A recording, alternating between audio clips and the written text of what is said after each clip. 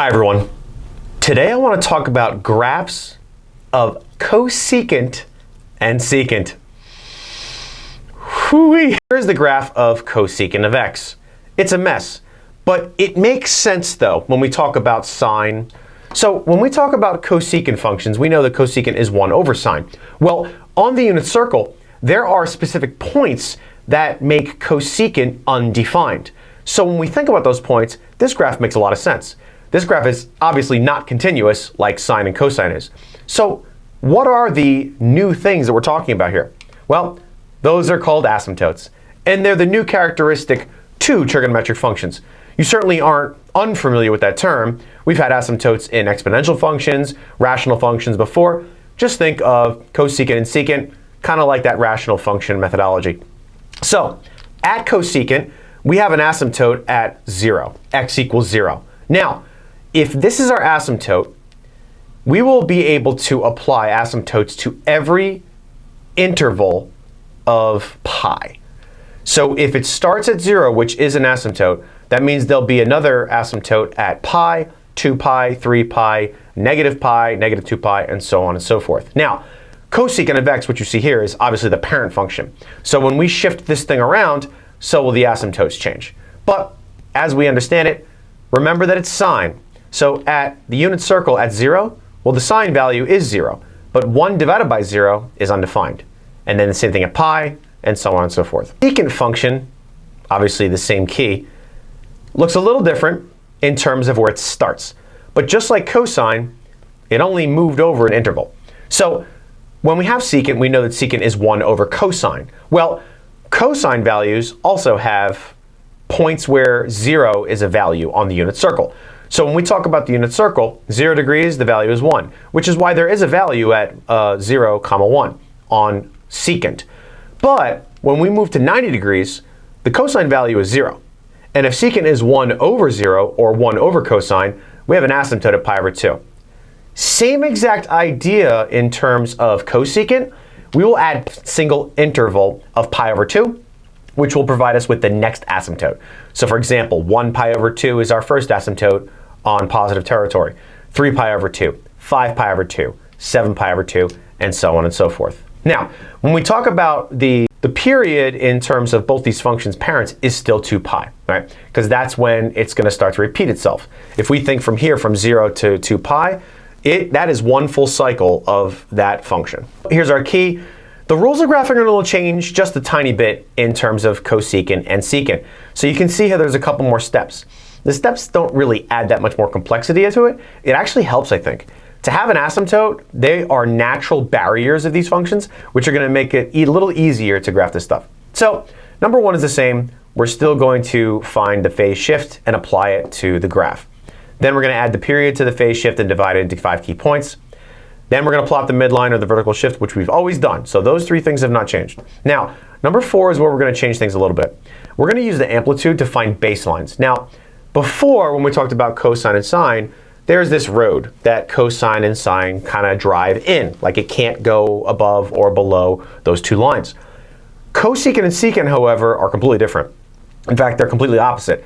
Cosecant and secant do not ever go in the road. They are always on the outsides of the road.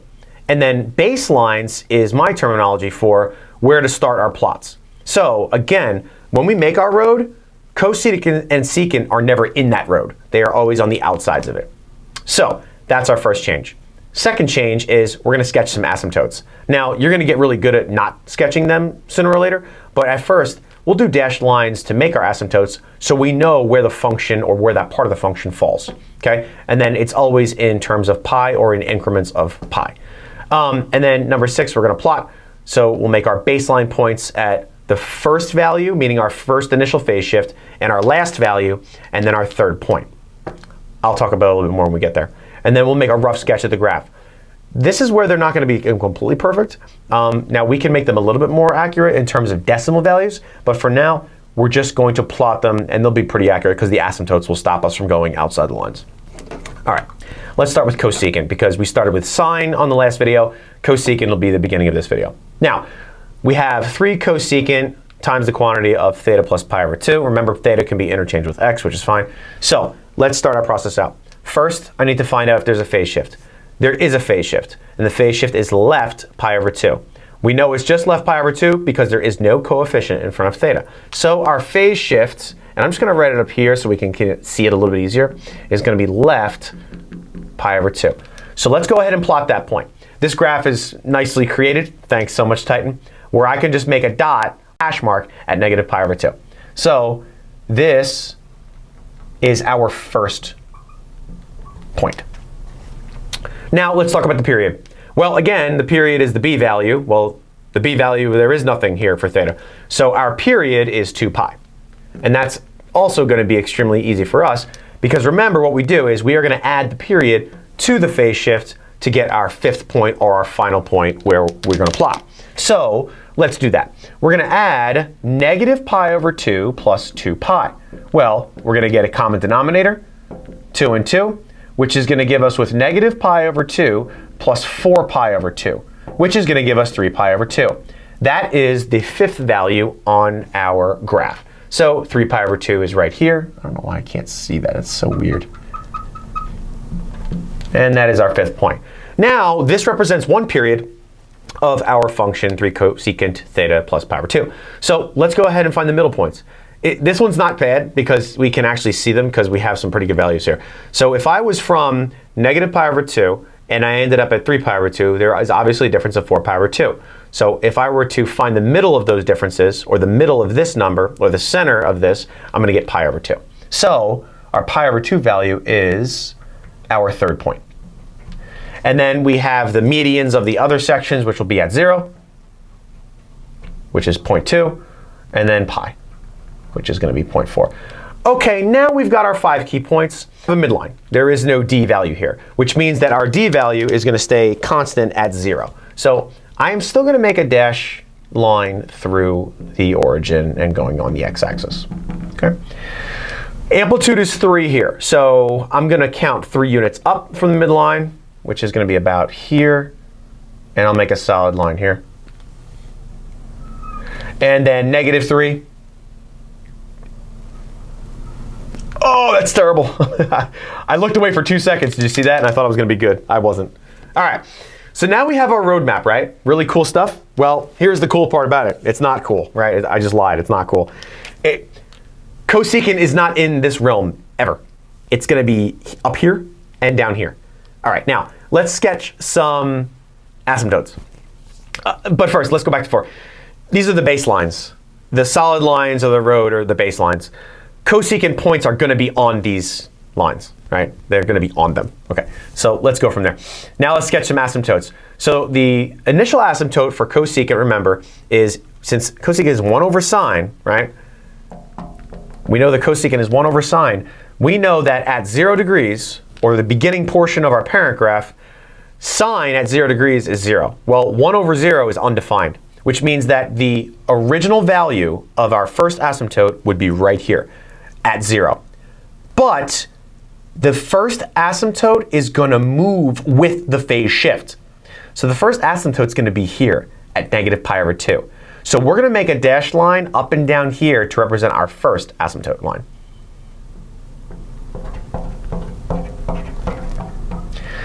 Which is our barrier, which is a good indicator of where we're going to start falling on our unit circle, or on our graph here. Now, remember that it is going to be in increments of pi. So if negative pi over 2 is our first value, then it's going to go right to our third value at pi over 2. So there is another asymptote at pi over 2, because negative pi over 2 plus pi is pi over 2. And then our fifth value, which is 3 pi over 2, is going to be our next value for pi in terms of the asymptotes. So we have an asymptote, and I'll put ASY for that so we don't confuse it with the amplitude. Here are our asymptotes. All right, now the function has to live either here, here, here, here, or here. So it's got to be above our baselines and in between the asymptotes.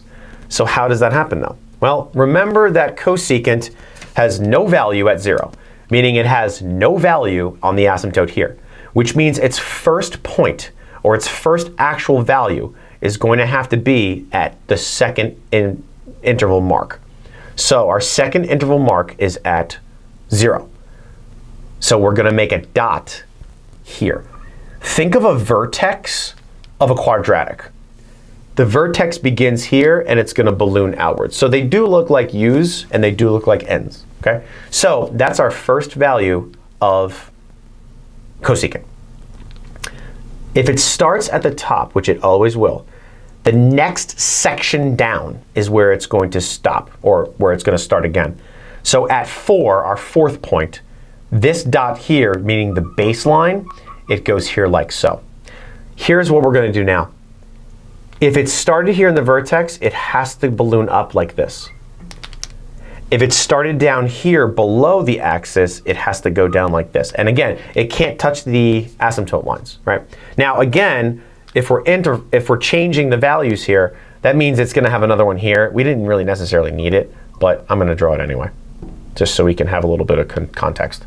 Okay, and again, I can go, let's see, this would be value 6, so I can make a dot here, and then I can go up like so. This is the function of 3 cosecant theta plus pi over 2. Now, why does it look so funky? Well, keep in mind, an amplitude of 3 means that we're pretty far about. The next couple of ones we do are going to be a lot closer in, so we can see where they are, right? So let's move on to another one. Okay, let's try another one of cosecant. This one's a little messier, but we can do it together. This is 1/2 times cosecant theta minus pi over 4 plus 1. So let's follow our steps. Number 1, we want to identify the phase shift and make a point of plotting. So we know that there is no change in the b term. There's no coefficient of theta. So what you see is what you get. We have a right pi over 4 phase shift. So we'll do phase shift is pi over 4. I changed to the yellow. I didn't like the blue so much on this one. I don't know why. The blue one's usually pretty cool, but yellow is going to be a little better here to say. So we want to make a phase shift of right pi over 4. So if this is pi over 2, we're going to have our first point here, and that is going to be a pi over 4 to the right. Next, we want to add the period to the phase shift to make our 5th point. So we have a pi over 4 for our phase shift. We're going to add 2 pi to this over 1 times 4 over 4, which is 8 pi over 4, plus pi over 4, which is 9 pi over 4, which is going to be our last value. So 8 pi over 4 is 2 pi. We're going to make one more 4th over, so right about here. Okay, because that would be 10 pi over 4 if I simplified it. All right, now that's our period. So let's find the middle. So if we added 8 pi over 4 to pi over 4 to get 9 pi over 4, half of that, right? So if that's 4 pi over 4, 5 pi over 4 is about here, which is going to give me my 3rd point. Okay. Now let's get the middles of those two, and this is actually going to be really easy. So this would be 1 pi over 2, 2 pi over 2. This is going to be right in the middle here. So 3 pi over 4, because 1 pi over 4, 2 pi over 4, 3 pi over 4. And then we'll have our next value here.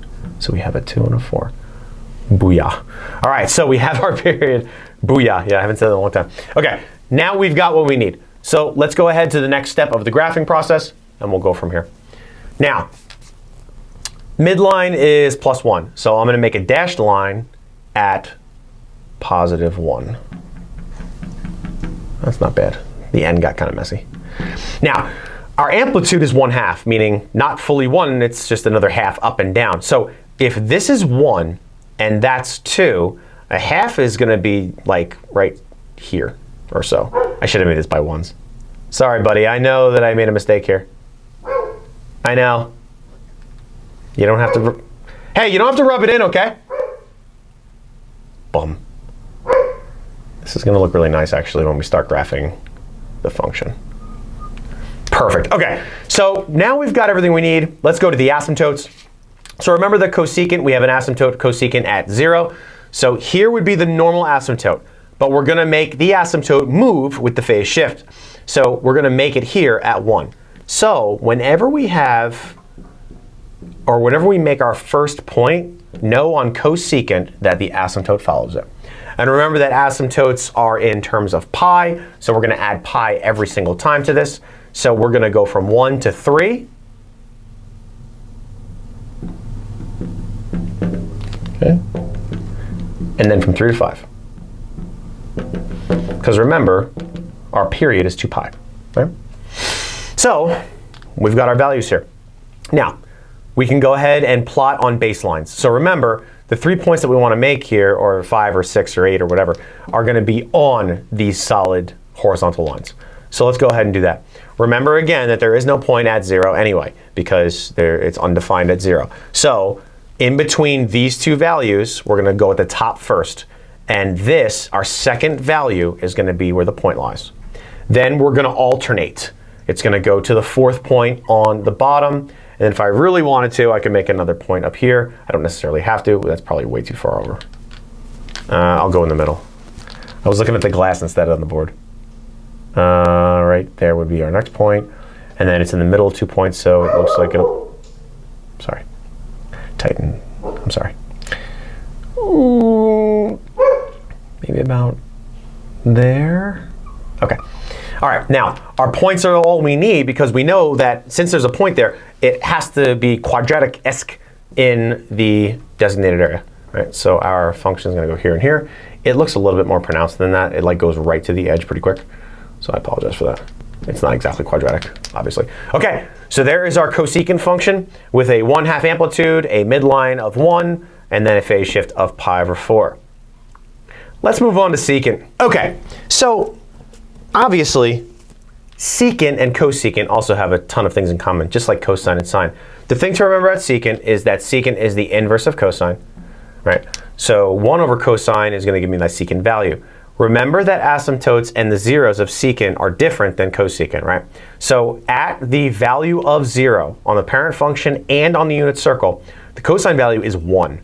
So the original value will be present on the y-axis. Then, after asymptotes, I don't know why my voice got so deep. I had like a burp, but I didn't burp. It's going to change and shift accordingly. So same process as before. Let's go ahead and find the phase shift. The phase shift for this particular function is left pi over 6. So let's go ahead and plot that as our first point. If this is negative pi over 3, pi over 6 will be right in the middle. So that's our first value, negative pi over 6. Let's add the period. Get a common denominator of 6, make this a 12, and then we have our value of 11 pi over 6. So 12 pi over 6 is 2 pi. Ooh, did I not do that? It would have been here-ish, right? So we'll go a little bit before that, because it would be here. It's actually going to be right here on the end. OK, there's our 5th point. OK, so there is our value of 1 period. Now, so let's find the middles, right? So if I had a negative pi over 6 for our first value and an 11 pi over 6 for our second, there's a difference of 12 pi over 6, right? So let's make that divided by 2, which is just going to be our pi value. Now, it's going to be in between. We can't just do that because we have a negative, right? So we're going to add pi or subtract pi to either 1 or 5. So if I were to subtract pi, meaning 6 pi over 6, from 11 pi over 6, I get 5 pi over 6. So it's going to be about right here. OK. 5 pi over 6. Ooh. 11 pi over 6, negative 1 pi over 6. So the in middle will be 8 pi over 6 here, which is 4 pi over 3. So this is our 4th value. Oh, yeah. Look at how great that is. OK, now we've got our points. So let's do the midline and the amplitude change. There is no midline change, so we're just going to graph on the x-axis here, and that'll be dashed. Amplitude is 2, so what is the, OK, so we do, I was kind of hoping it wasn't going to go up here. That's stinky. And then negative 2. That's not good, I'm sorry. Let's find our asymptotes. Well, remember that the asymptote, or the original asymptote for every secant function, is going to be at pi over 2, because there is actually a value at 0, 1. Remember, we're talking about cosine. So in the unit circle at 0 degrees, the cosine value is 1. So it's not exactly going to be like cosecant. The asymptote won't be at 0. The asymptote is going to be at pi over 2, which is not exactly here. It's like here, right? So pi over 2 is the increment. So we want to find out what the shift was originally. So let's do that. If I horizontally shifted left pi over 6 units, and my first value of the asymptote was pi over 2, we want to find out what that asymptote is going to be now. So when I add those together and I get a common denominator, I'm going to get negative pi, or negative 1 pi over 6, plus 3 pi over 6, which is going to be 2 pi over 6, or pi over 3. Pi over 3 represents the first asymptote of this. And pi over 3 is going to be right here. And that is going to be our second value. Our second key value. Now, just like cosecant, every asymptote value is in the interval of pi, or we're going to add pi k to every one. So if pi over 3 represented the first asymptote, we're going to add pi to that. And we'll get a common denominator, obviously. So we're going to have pi over 3 plus 3 pi over 3, which is 4 pi over 3. So 4 pi over 3 just happens to be our fourth major point. Interesting. Let's recall back and see what was the deal with our cosecant function. Well, our cosecant function had asymptotes at 1, 3, and 5. But secant is going to have asymptotes at 2 and 4. Huh, pretty interesting. So that might be something to remember for the future. We are going to have asymptotes for cosecant at our first, third, and fifth values. But the secant function will have asymptote lines at 2 and 4. So, I think we just made a little breakthrough there. You're welcome. That was planned. I know. You can hold the applause till later. All right, now, we've got our asymptotes, we've got our baselines, we've got everything we need. Let's go ahead and plot some points. Now, we're going to plot points at 1, 3, and remember point 6 here. No pun intended. I need to plot our points on the baselines of 1, 3, and 5. So our first value, our third value, and our fifth value. Just like cosecant, though, top, bottom, top. Okay? So here's our first value, here's our baseline. That's our first point. Here's our baseline on the bottom, here's our third value, here is our point. And then our fifth value, here's our baseline, and here is our point. And let's go ahead and make our values. It's going to look a little more pronounced, obviously, because the scale is different, but this is going to be our function. Voila. We have 2 secant theta plus pi over 6. Let's try one more. Okay, last one. And as always, you can go ahead and pause me and try it if you want to, and we'll come back in a minute. But I'm going to work this one out because graphing these things aren't the greatest thing in the world. So here we have another secant function, 1/2 times secant theta over 3 plus pi over 3 minus 2. Now we're going to have some changes here, obviously, because we have a denominator, or we have a b value in front of our theta measurement. So let's go ahead and plot what we know. We're going to find number 1 with the phase shift. Now, the phase shift is not just left pi over 3, because phase shift is c divided by b. So c divided by b, well, the c value is pi over 3, and the b value here is 1/3, because our denominator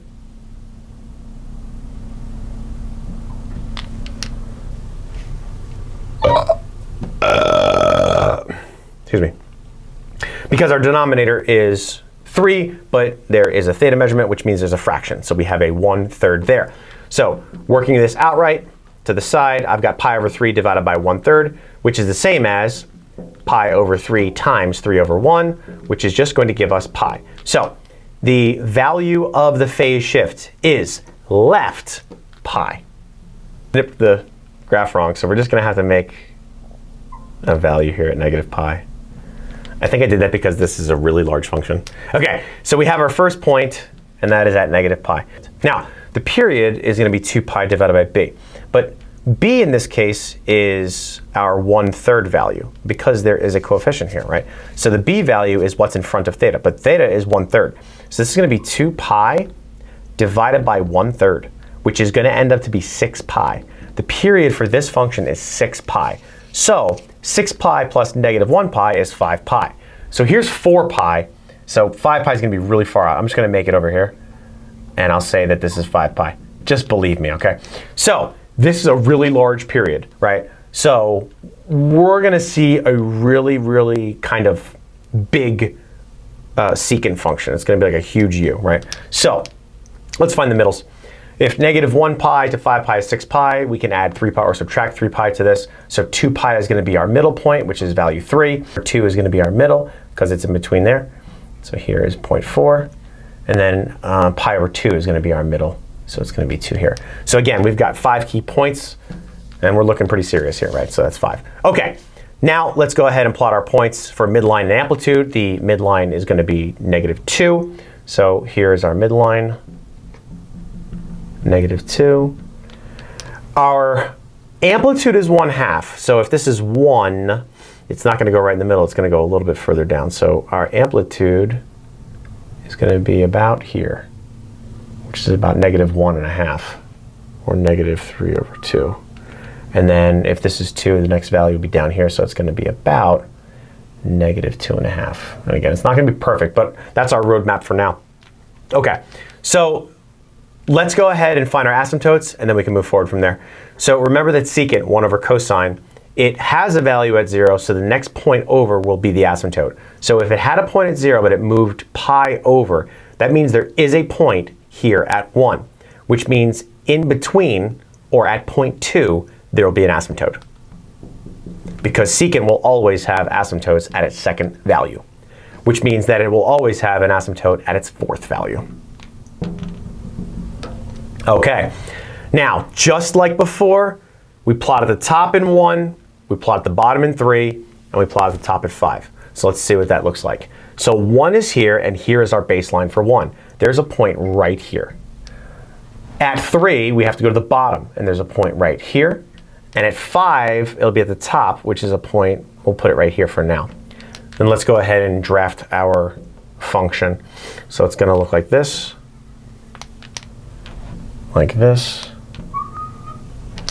and like this.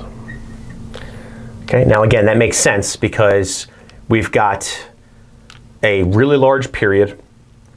We had a pretty decently sized phase shift, but this is what our function of secant looks like here. Let's finish up. Things to remember about this video.